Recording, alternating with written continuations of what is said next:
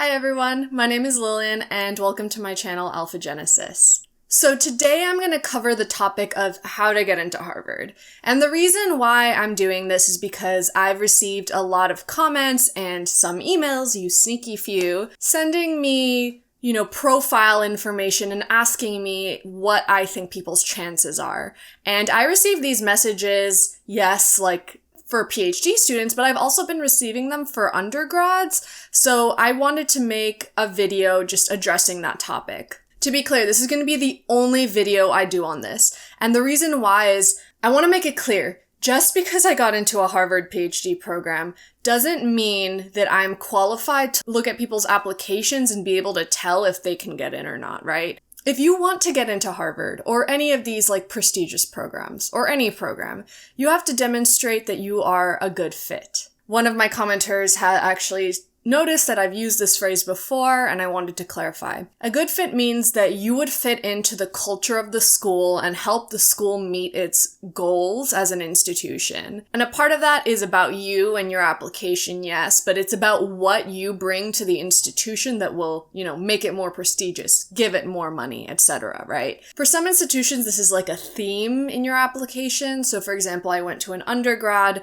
where helping people and demonstrating, awareness of community values and social responsibility was very important.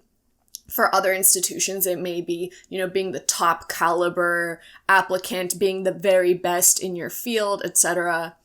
So there's a lot that an institution is looking for. If you don't meet those criteria, then not only can an institution just deny your application, but they can actually rescind an admission. So getting into Harvard is not easy, and there's no guide for this, right?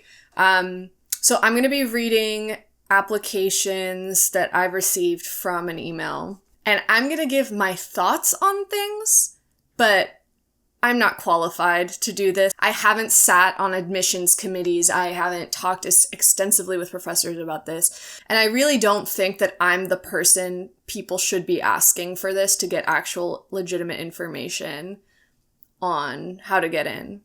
If you want to get in for a PhD, be a good research fit, demonstrate that you're interested in the research going on, not just because it's a prestigious institution.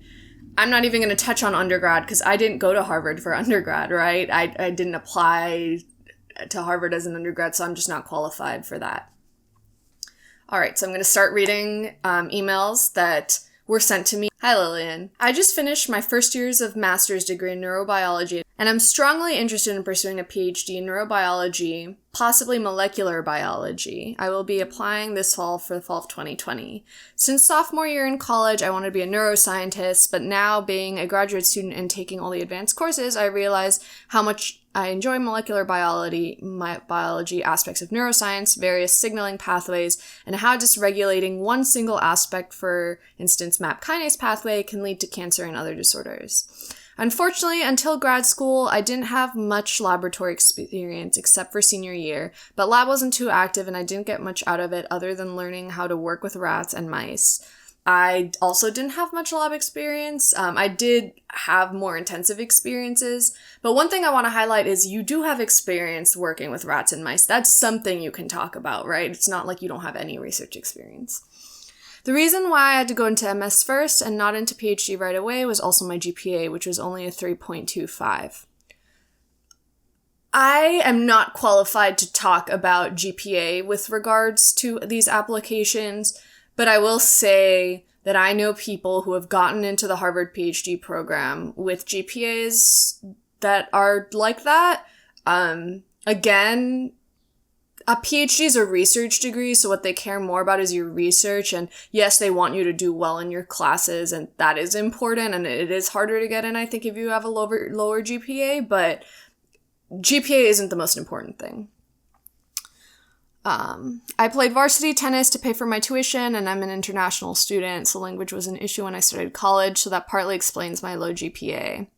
However, since my MS program is a thesis program, I get to work in lab on my own project for at least a year, and then defend my work in front of of the committee. I've been able to raise my GPA to a 3.722 in graduate school. I've done much better than the average master's or PhD student in my courses and will be a TA for cellular and molecular neuroscience graduate level course this fall. Okay, so your GPA is up. I think honestly, where your GPA is at is fine.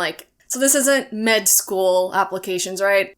These people aren't looking for the highest of GPAs. They're looking for whether you can do research and are interested in research. So I think your GPA is now fine. I don't think they'd exclude you basis on not having a 4.0 GPA, Also, you're getting TAing experience, so that's always really good. I do not have any publications, but I'm hoping to get out of my current research experience with hopefully at least an abstract. This is more or less a summary of me as a student. I wanted to see what your thoughts are on my potential for applying to PhD programs. I realize that I'm not at an Ivy League level. What do you think is the level of schools, ranking-wise or else, that I can aim for? Okay, I don't think you need a publication to get into an Ivy League institution. I think you need great letters of recommendation where people can speak to your potential as a researcher. So if you're not aiming for Ivy League, then it's probably fine. But even if you are, it's fine that you don't have, it's fine, right? What my impression of what the admissions, meeting is is you have investigators that essentially they want to recruit and train the next batch of scientists. They'll be even happier if you want to be in their lab, right? So they want a couple things.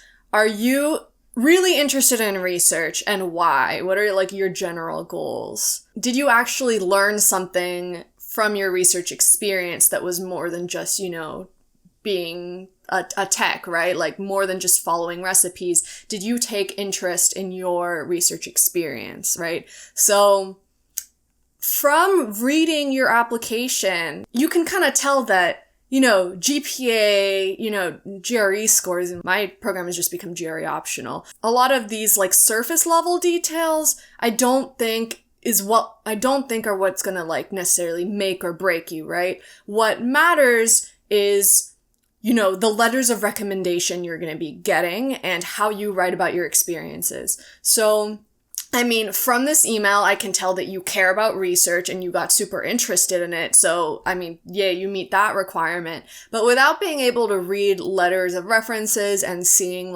who your letter of references are and things like that, also what your broader research interests are, you see how I can't really make a conclusion about what programs ranking wise, that can get into.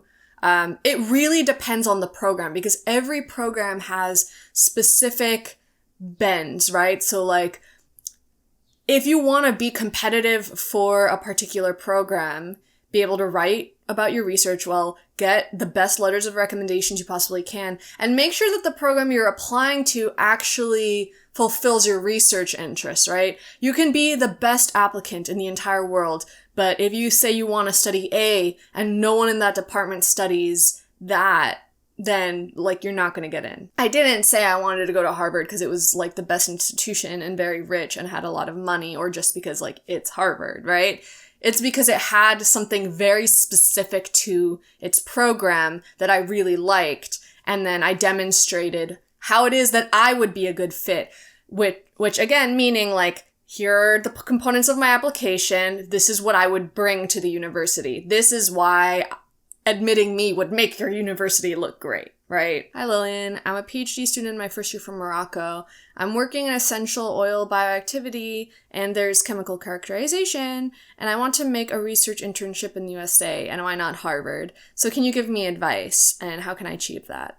So yeah, this isn't necessarily asking about getting into Harvard as a PhD, but getting into Harvard to do research in general.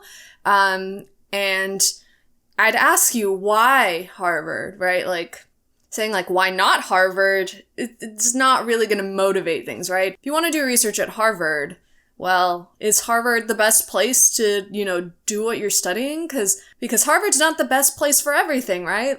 So if you think it is the best place to continue to study what you're studying, what I'd say is reach out to faculty members that study what it is you're studying and see if they have any positions for a researcher or what they think the best avenue of doing this is, if they have any colleagues that they're aware of that would would be willing to take a researcher, right? So you see what I'm saying is that it's not about like getting into Harvard. If your main motivation for getting into Harvard is because it's name, that's not a reason, right? Like, yeah, it's the best in a lot of things and that's great, but like there are plenty of other institutions that do what Harvard does, right? So if you want to get into any sort of research, you have to talk specifically about the research, like faculty members you'd be interested in, you know? Hello, ma'am, it's Jayant. I'm currently studying my master's degree in biotechnology in India. After my master's, it's my dream to get a PhD and do research in Harvard University, but I don't know how to apply, the conditions, the qualification, and entrance for getting admissions in Harvard University. It'll be very helpful if you guide me about how to get admission in Harvard University, and I'll be very thankful. Well, thanks for sending this comment. So this is a good segue. I'm going to be working on a series this fall about the PhD application process. And these are going to be just short videos, just guiding you through particular parts of the PhD admissions process. So for those of you applying this fall, those videos will be coming out and you can kind of like follow that. What I'd say, again, just to sum up, just be the best applicant you can be enthusiastic about your work, and do your research as to why you're applying to Harvard in the first place. Highlight those things, and then talk about why you would be the best fit for Harvard University. All right, I'm going to end it there. Thank you so much for watching, and stay tuned for a video on how to actually complete a PhD application.